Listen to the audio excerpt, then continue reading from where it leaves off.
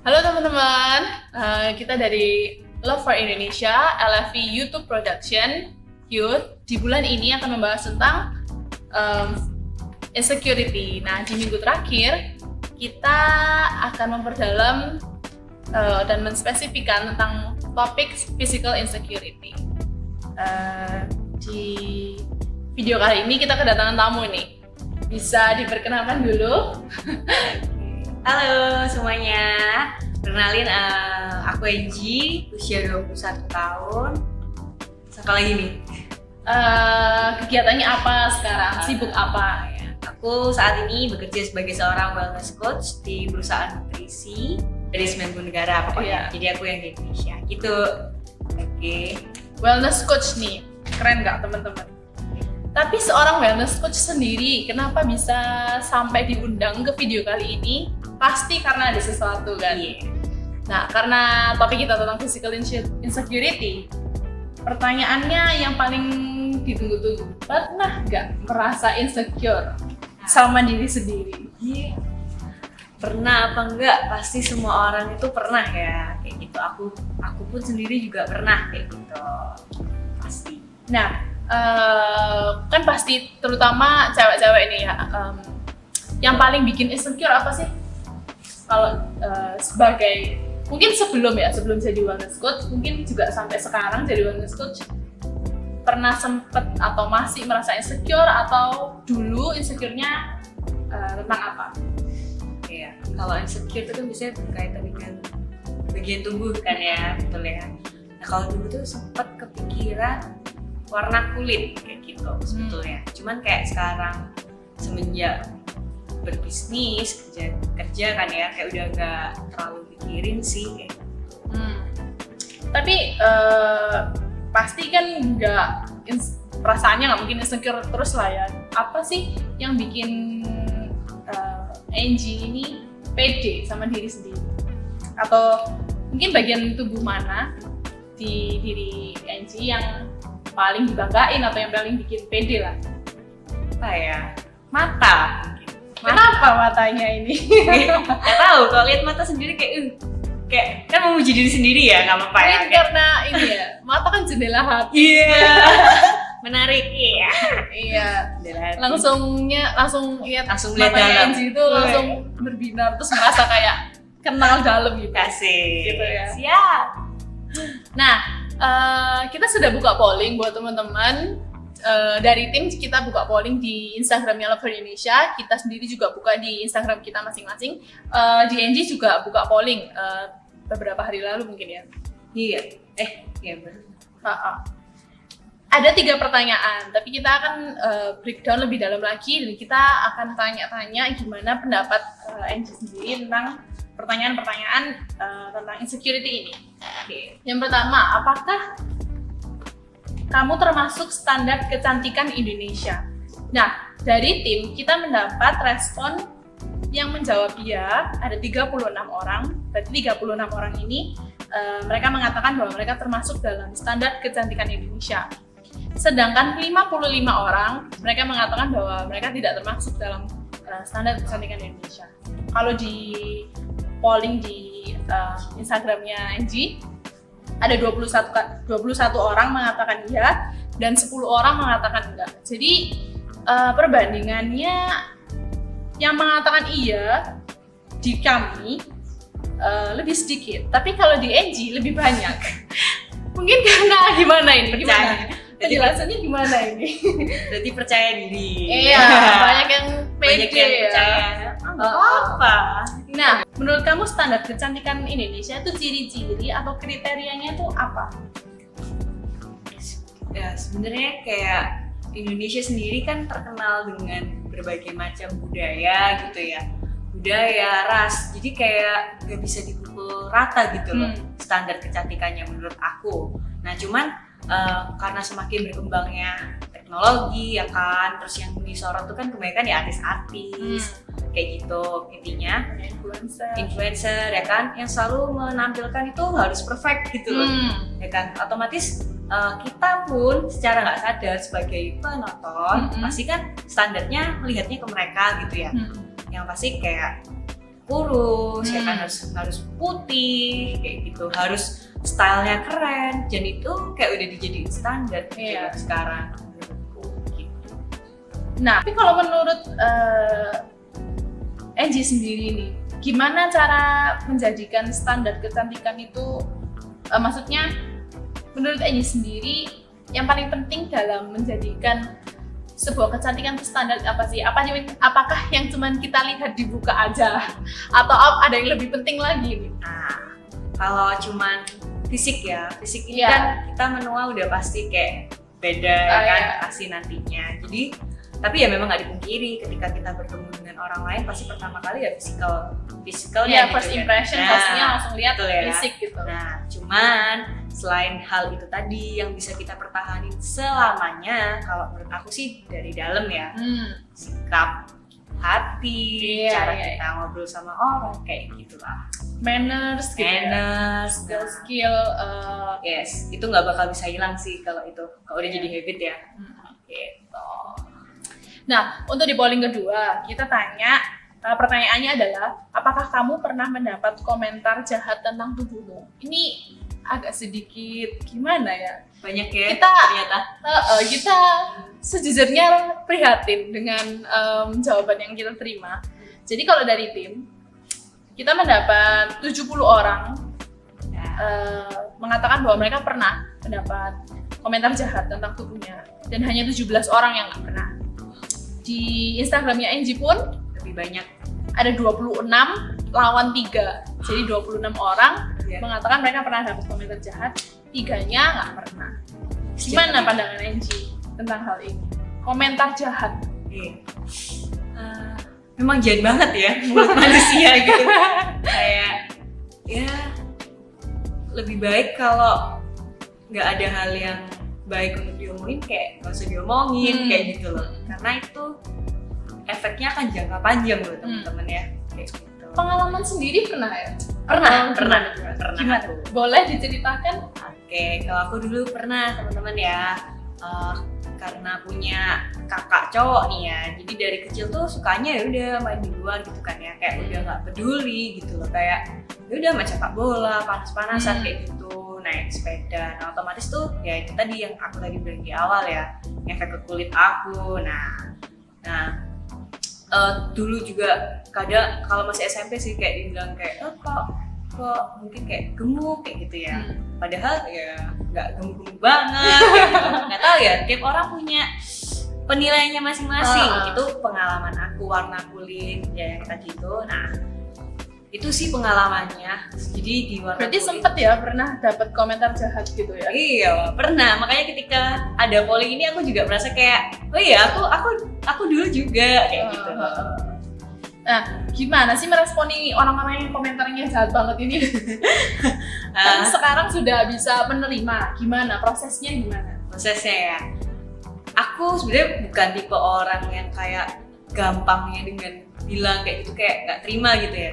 Aku diem, tapi aku lebih kayak mengkoreksi diriku gitu sih, kayak masa sih kayak gitu. Terus lebih belajar mencintai diri sendiri dulu kayak gitu. Self love ya kan? Penting ya. Kayak bukan berarti aku menolak gitu loh ya, tapi kayak alasan aku seperti ini kenapa ya, aku harus pahamin itu dulu kayak gitu. Setelah aku paham, baru itu it takes time gitu loh untuk mengerti kenapa aku kok seperti itu, kenapa kok temenku bisa bicara seperti itu. Itu buat pembelajaran ke akunya kayak gitu. Nah, komentar jahat ini kan gimana ya? Kalau secara fisik memang sebagai cewek nggak bisa dipungkiri kok kita langsung mungkin ya, langsung ngerasa kayak masuk. Dan itu mempengaruhi kita di mindset kan? Yeah. Terutama cewek ini ya, kita pengen makannya banyak kan. tapi nggak pengen nambah berat badan, benar. Nah, di pertanyaan ketiga, kritikan apa yang pernah mereka dapat? Ini kami tidak akan menyebutkan siapa. Ada tiga faktor yang menjadi yang sering banget jadi masalah gitu loh. Yang pertama berat badan, tinggi badan ini tinggi badan ini juga mempengaruhi cowok. Iya. Jadi nggak hanya cewek, mungkin cewek ya maksudnya tinggi pendek nggak seberapa ini ya. Ngefek lah, Heeh, karena nggak kita seberapa. cewek ya. Iya. Tapi mungkin untuk Cowok teman-teman tuh- kita di luar sana yang thank you sudah berani jujur gitu loh sama kita Thank you. tentang nggak pede sama tinggi badan, dan yang terakhir warna kulit. Nah di Indonesia ini karena tadi Angie sudah bilang beragam banget ya. Iya. Eh, Budaya. apakah cuma 3 faktor ini sih yang menjadikan seseorang dibilang cakep? Berat badan, tinggi badan, warna kulit. Gimana? Iya. Ya iya ya.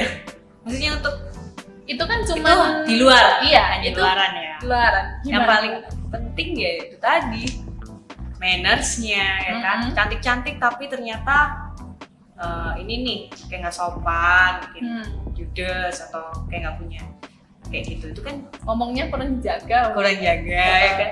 Misalnya sikapnya tidak sesuai dengan penampilannya, kan bisa aja bohong kayak gitu.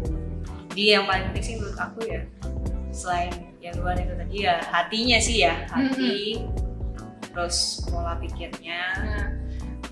Rubah pola pikir ya. Berarti kalau misalnya berat badan dan tinggi badan ini dijadikan permasalahan yang nggak selesai-selesai, gimana sih cara ngubah mindset kita untuk punya pola pikir yang aku ini diciptakan apa ya, beda dengan yang lain gitu loh. Gimana kita bisa menerima diri sendiri, gimana punya mindset itu. Nggak, karena kan ya tadi sudah dibilang sama Edi ya, outer beauty itu penting tapi bukan yang paling penting. Yes. Karena ya kecantikan bagi para cewek-cewek di luar sana, kecantikan itu keluar dari dalam, ya nggak sih? Kan yang penting bukan apa dalamnya aja, tapi gimana caranya punya mindset jasmani. Maksudnya kita sendiri pernah dan sering dibilang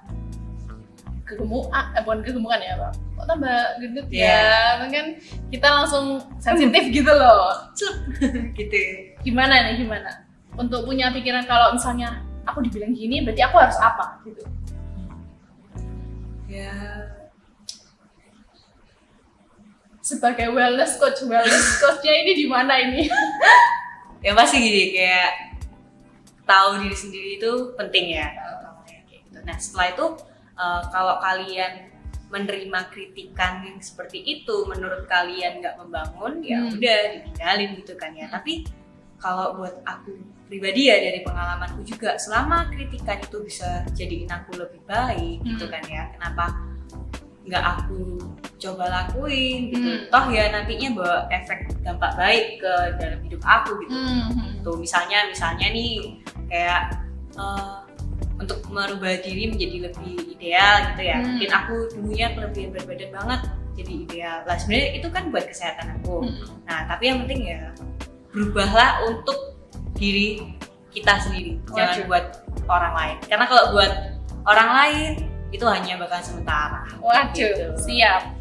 Berubahlah untuk diri sendiri. Nah, berarti gini, nggak semua komentar jahat itu ternyata jahat ya? Iya. Ada juga komentar jahat yang kalau misalnya kita introspeksi diri, Yes, itu bisa membangun.